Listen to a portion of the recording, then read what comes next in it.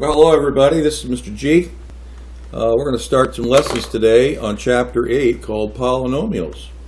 Let's do a little bit of review, and at the very end I'll give you some instructions on getting a hold of the answer key out on the line and some other things. But for now, let's take a look at just an introduction. Some of this is going to be review. Hopefully you did the worksheets the last few weeks to kind of get you prepared for this. We're going to give you a little practice test at the very end, so try to keep up every day, and we'll just do the best we can under the circumstances.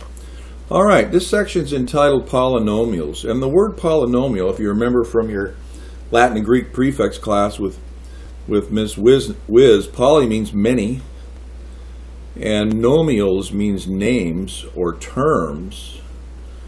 Many terms, many names, many terms. Polynomials mean many terms, and this is about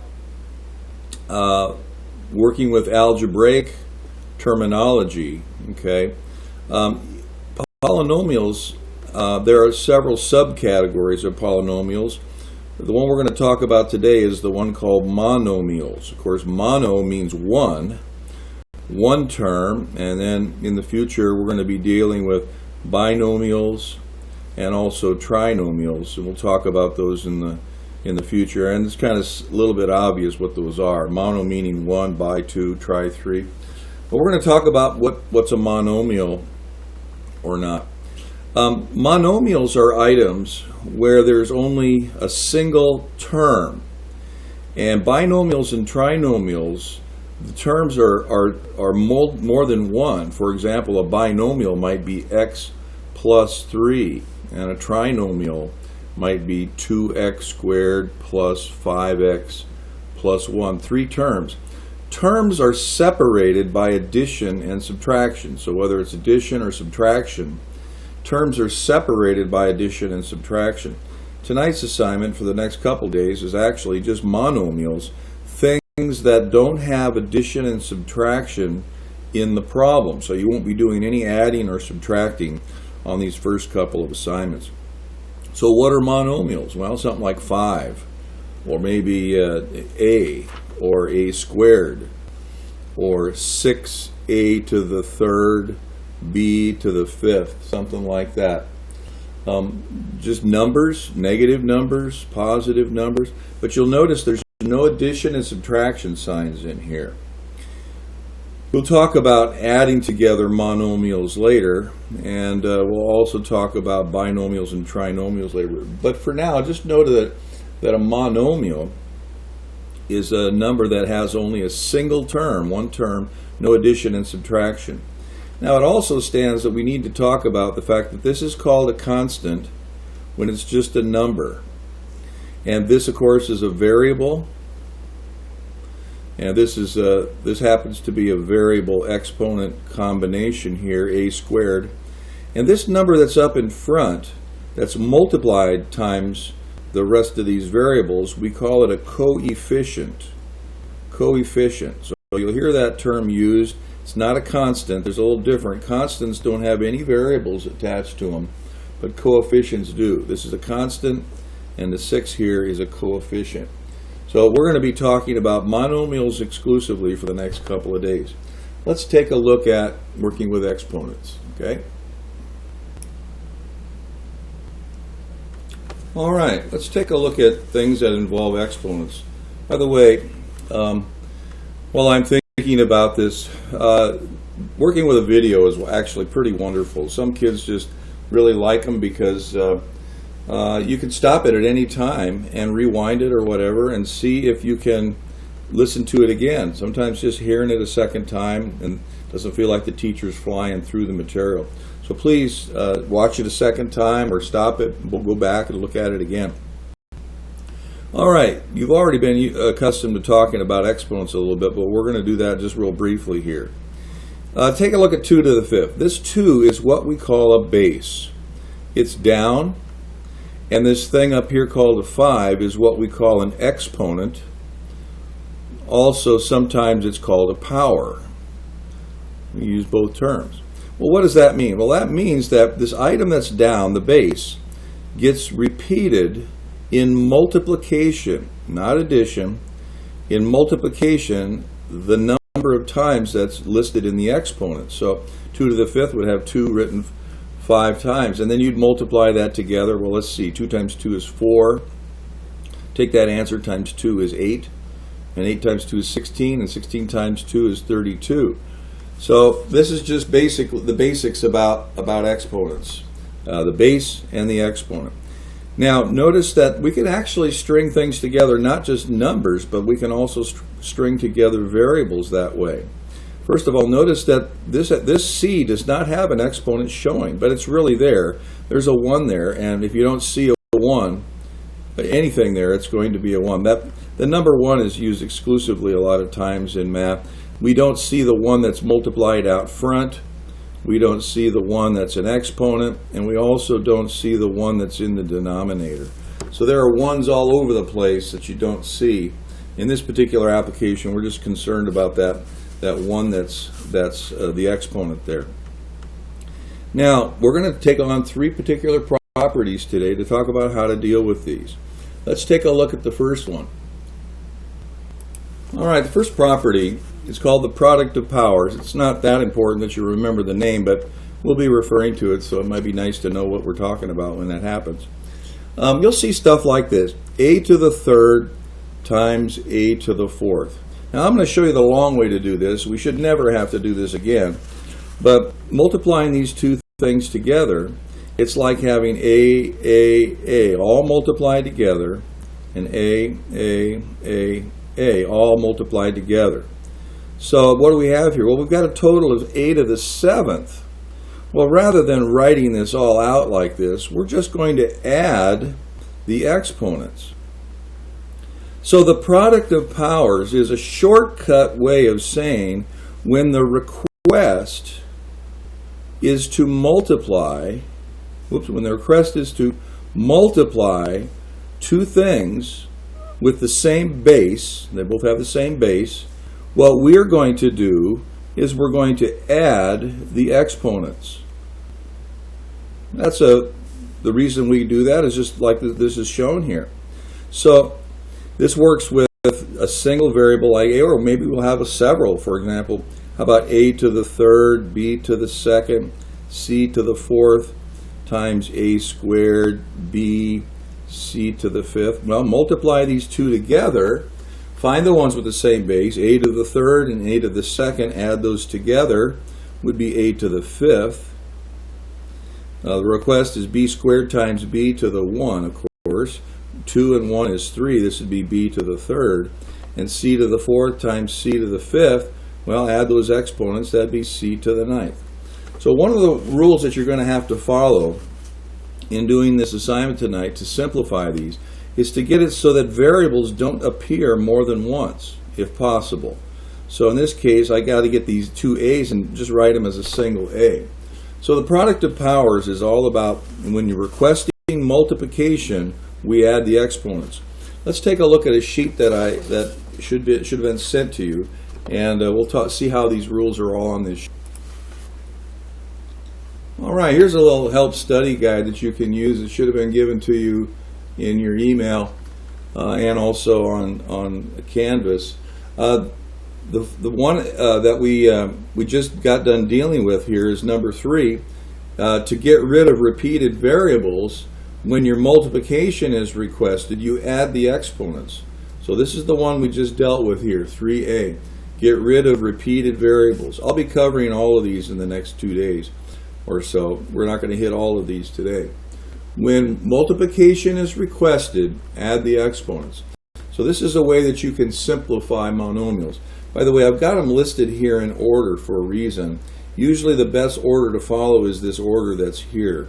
We're not going to get to number 2 today, but you're going to get to number 1, 3, and 4. And the best order to follow is to try to do this in this order. Okay, you don't have to, but usually it works out good that way. All right. Well, let's check it out and see if you can get ahead of me on this one. Let's quickly solve this one. Notice by the way, there's also numbers sometimes in these problems, and you're simply going to multiply the numbers together, simplify them if possible. And I'm going to work from left to right here. So negative 6 times 3 is a negative 18. Get ahead of me if you can. B to the 5th times B to the 1st, add the exponents, that would be B to the 6th. C to the 2nd times C to the 3rd is C to the 5th. So sometimes it works out best just to work from left to right. Remember, the numbers are just going to get multiplied the way they usually do. You're not adding the numbers here. You add the exponents. Don't add the numbers. This is not a negative 3 when you add these. You multiply the numbers and add the exponents. And we can see from the sheet that that's one of the items that we just talked about. Take a look at your simplifying sheet. Notice here number 4, multiply all the numbers together and reduce any fractions.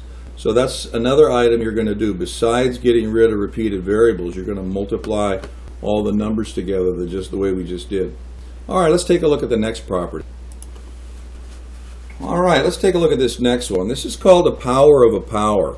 And remember, a power is just another word for exponent here. Power of power will always look like this, where there is an exponent outside of a parentheses. Now, one of the rules about exponents is that exponents apply to the thing they're next to. For example, this 3 applies to the a. If I had something like a squared and 6, the squaring only applies to the a, not to the 6. It only applies to its nearest neighbor. So take a look at what we've got here. The 3 applies to a, and the 4 applies to its nearest neighbor. Well, what is its nearest neighbor? The parentheses. So all of the items in the parentheses will get raised to that power. Now, I'm going to do this the long way now. You won't have to do this again because there's a shortcut. What does this mean? Well, this means a to the 3rd written 4 times. A to the 3rd times a to the 3rd times a to the 3rd times a to the 3rd. 4 times. And then if we use the rule that we just had, when the request is to multiply, we'd add the exponents. So this is a to the 3 plus 3 plus 3 plus 3, or a to the 12. Now that seems like a lot of work, when in reality all we have to do is go up here and multiply these 2 exponents. This is the rule. Just instead of writing this all out, we go, oh, let's just multiply the exponents. So in other words, when the request is to power a power, and of course that'll always have parentheses there, what we do is we multiply the exponents. The exponents. Multiply the exponents. So this rule of just raising something to an extra power here is you end up multiplying the exponents. Let's try a little harder one. All right. Here the rule is the same. There's a slightly different name for this, but it doesn't really matter. This exponent 4 applies to everything in the parentheses, and that includes this negative sign. So I'm going to raise each of these items to the 4th power, but not these out in the front. So I'm just going to bring those down the page here. And then we're going to go ahead and multiply this, raise each of these items to the 4th power. Now, what happens if you take a negative and multiply it 4 times? Negative times negative times negative times negative. Well, 4 negatives make a positive. So I'm going to put a print positive here just as a reminder. This is not, you're not adding here, it's just a positive. And now, powers of power says I can multiply the exponents here. 2 times 4 gives me b to the 8. C to the 3rd, 3 times 4 gives me c to the 12th.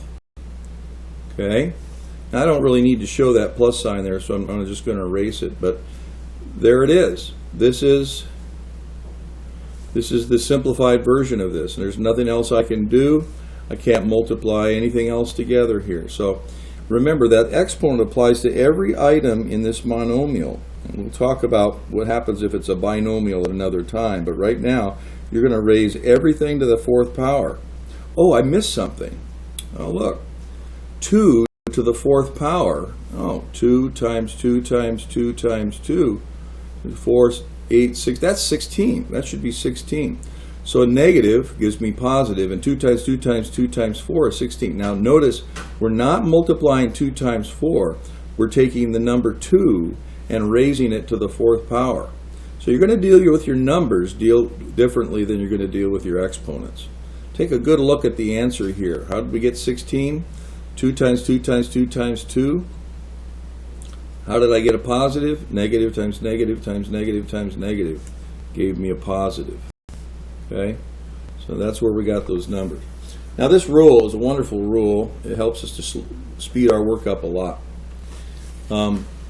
Again, if the request is to power something, what we do is we end up multiplying the exponents.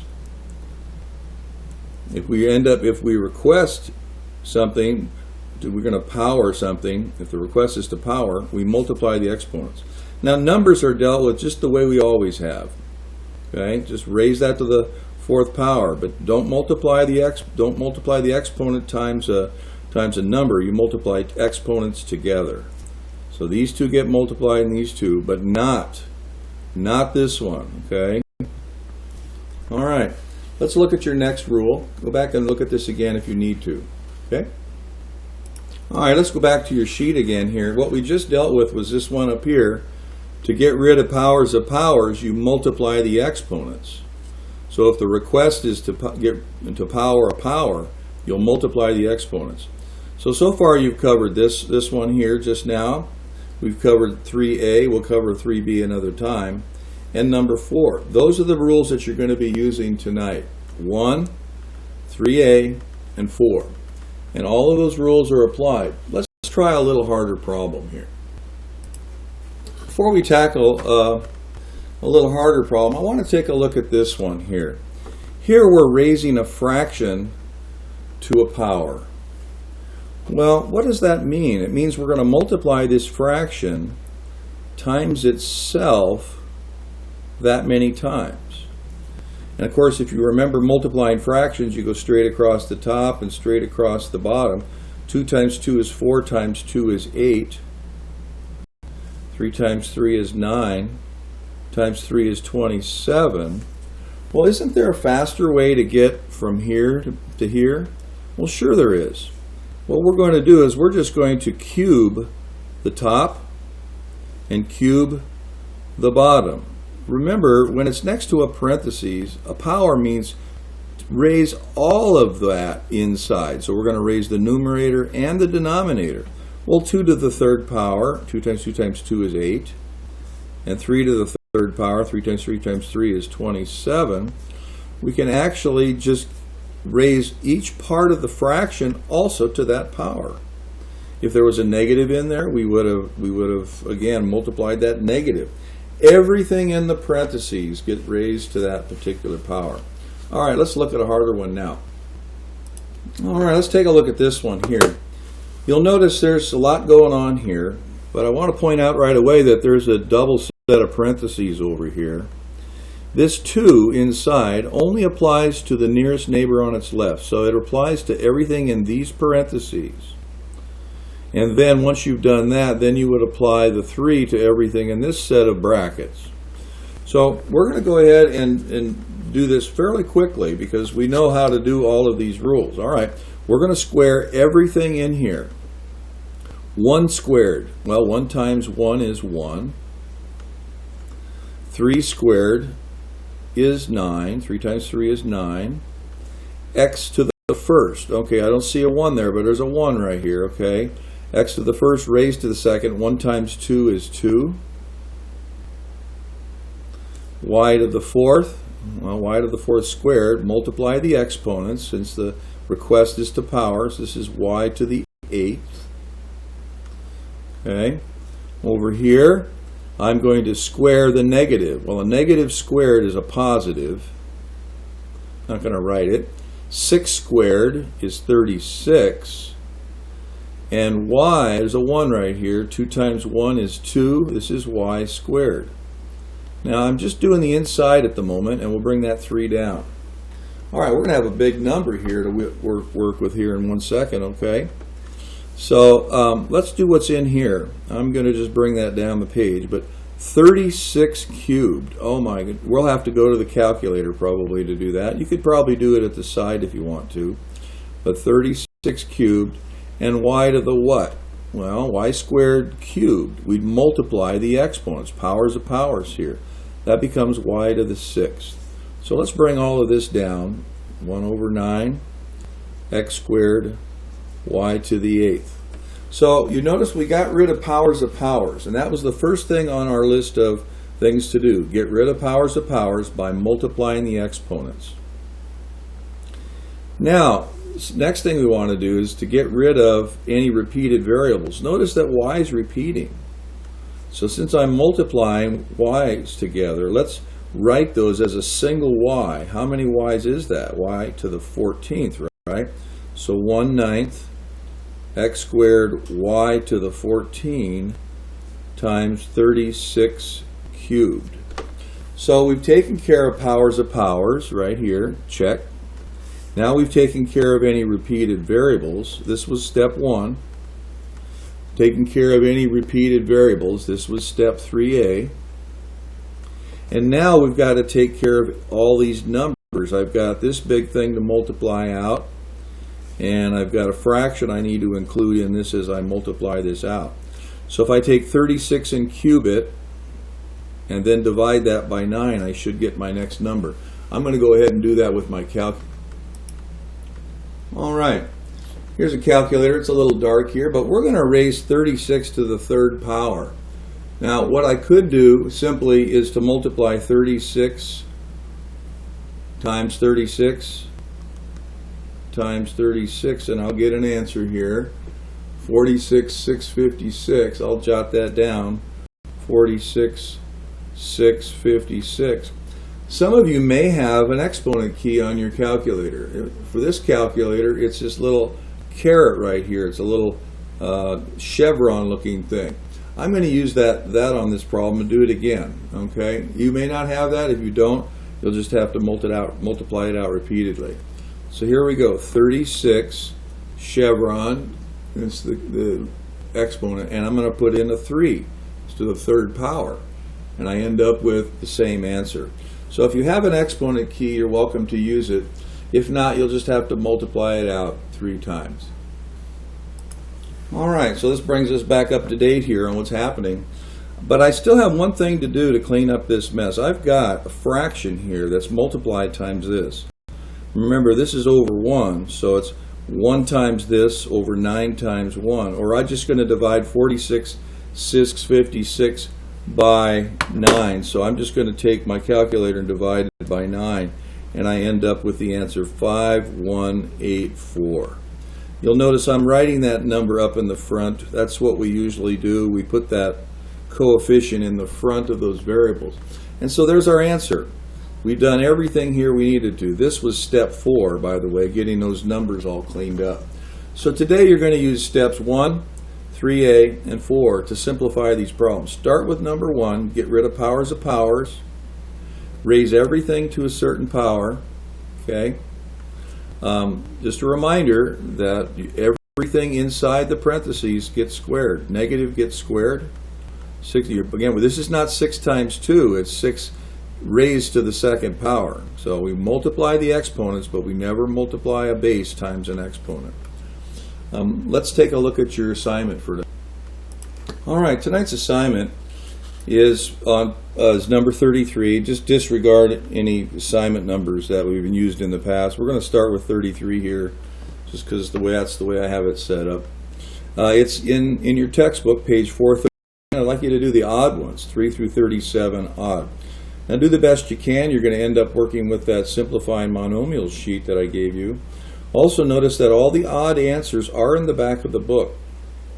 The even answers are going to be on tomorrow night's assignment, in addition to some word problems. So the next assignment, number 34, I'll introduce it in the next video. If you have any need for a calculator, that's okay if you use that. Come back and look at this video a couple times if you need to. Simplify those monomials. Get them so that the variables only appear one time. Get it so that there's no powers of powers showing. and you get all the numbers multiplied and reduced as possible. All right, I'll see you next time. If you have a question, please email me at school. I'll get back to you as soon as I can and try to include your answers in my next video. Thanks.